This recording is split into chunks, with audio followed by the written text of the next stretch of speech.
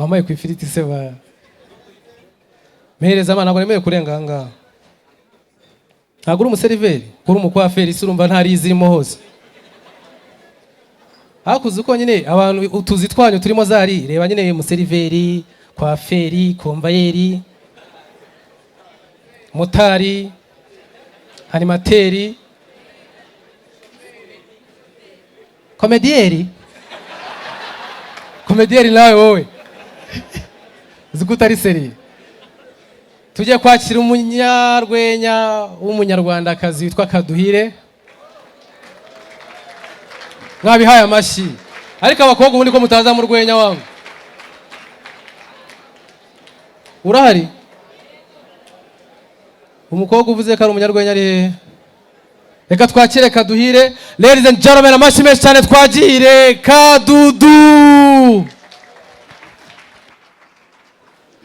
Mumeze neza. Murangiye ntago nagira shere w'umunyamerika. Ibaze nagize shere w'umunyamerika, turakundanye, tugize amahirwe dukoze ubukwe, turabanye.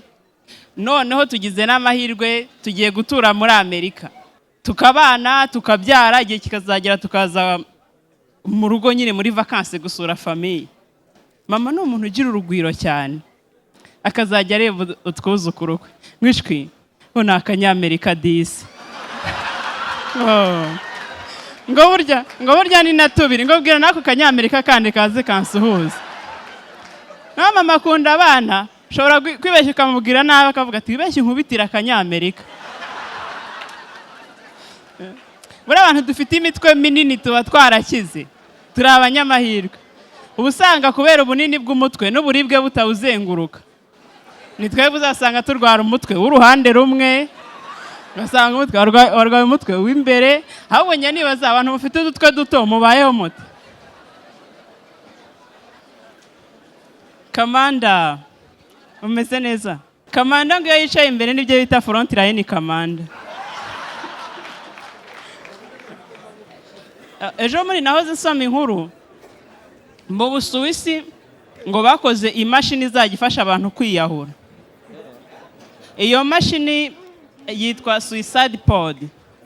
Bayikoze kugira ngo borohereze abantu biyahura, ngo babagabanirize uburibwe, nyine nicyo iyo mashini yakore. Abanyarwanda turahinda. Ejo bundi wajya kumva yagize mu Rwanda. Murazi ko ibintu byacu byose rero duhita tubyamamaza. Ukajya ku maradiyo, mateleviziyo, ukajya kumva publicité. Yewe ga abanyarwandakazi noneho mbazaniye inkuru y'akasamutwe. Za mashini nziza cyane mwamenyereye iburayi n'irwota amasimbi zageze mu Rwanda. Suicide Pod Group isanzwe ikora imashini zo kwiyahura. Yabazaniye imashini nziza igufasha kwiyahura.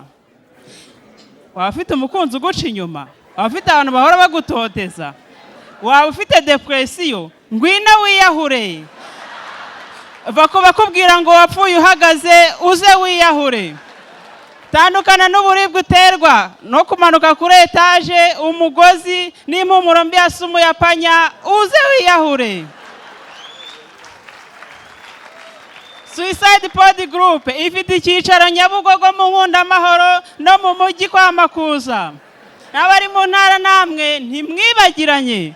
Mu rwego rwo kuborohereza kugira ngo mudakenera kwiyahura mukabara mwiyahurira byihuse mukabivamo, twabegerejwe. Ubu mu ntara hose turahari. Noneho mu minsi mikuru bajya batanga promotion. Muri iki gihe cya Noheli n'Ubunane tubafitiye promotion. Uraza kwiyahura tukaguha icupa rya kanyanga kugira ngo upfure mu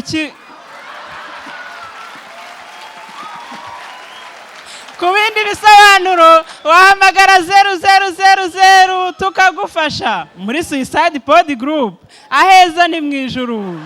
Murakoze.